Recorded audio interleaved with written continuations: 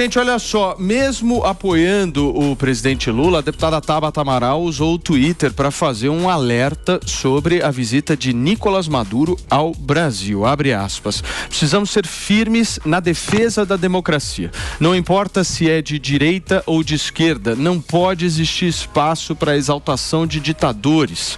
Exatamente por conta desse tweet, a gente pegou o telefone, ligou para a deputada e falou: deputada, você topa uma entrevista aqui na programação da Jovem Pan para que a gente possa conversar um pouco a respeito disso? E temos aqui a própria deputada Tabata Amaral preparadíssima para conversar com a gente. Tudo bem, deputada? A senhora me ouve bem? Bom dia, Paulo, sempre preparada. Estou falando com vocês de Brasília, do meu gabinete. Obrigada por esse espaço. Ô, deputada... Para todo mundo que estava aí, que eu consegui assistir um pedacinho. O Gabriel Azevedo está por aqui, o Te amo, Tabata. Você o Lucas Pavanato. É uma das joias da política brasileira. Não, sem passação de verdade, ela é maravilhosa. Calma. Eu vou votar nela para prefeita de São Paulo. Calma, vocês estão muito, Tabata, vamos ao que interessa. Porque é o seguinte, você apoiou o Lula, mas você fez duras críticas em relação a essa aproximação do atual presidente da República com Nicolás Maduro.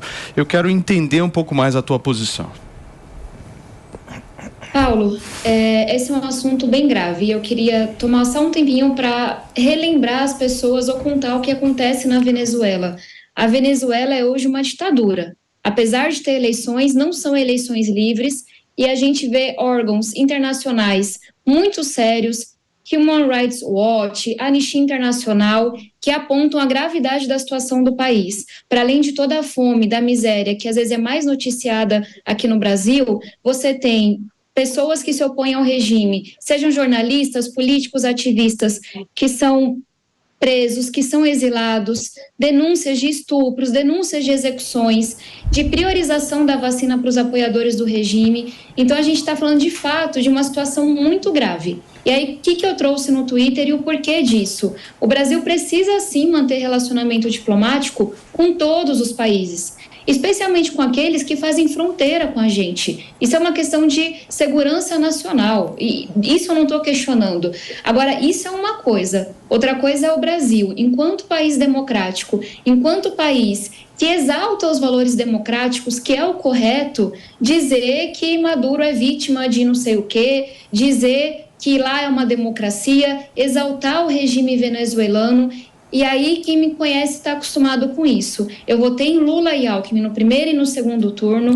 Tenho certeza que o Brasil está no caminho da reconstrução, mas eu não estou aqui para bater palma e baixar a cabeça para absolutamente tudo que é feito porque eu estou desse lado e criticar tudo que é do outro lado porque não é o meu. E me parece que é sim importante que as lideranças progressistas, democráticas do nosso país se levantem, ergam a sua voz para dizer: olha, isso aqui está errado, isso daqui a gente não pode tolerar. O Brasil precisa dizer para o mundo que nós somos democráticos até o último fio do cabelo. Não importa se o regime é de esquerda ou é de direita. E foi essa a intenção. Porque acho que esse movimento de torcida, de você passar pano para tudo, se é do seu lado, ou criticar tudo que é do outro lado, só vem dividindo mais e mais o nosso país e a gente vai perdendo os valores nesse meio do caminho. Ô, Tabata, na tua visão, por que você acha que a esquerda brasileira tem uma certa dificuldade de condenar ditaduras como, por exemplo, a Venezuela, como, por exemplo, Cuba, Nicarágua? Qual que é a dificuldade hoje?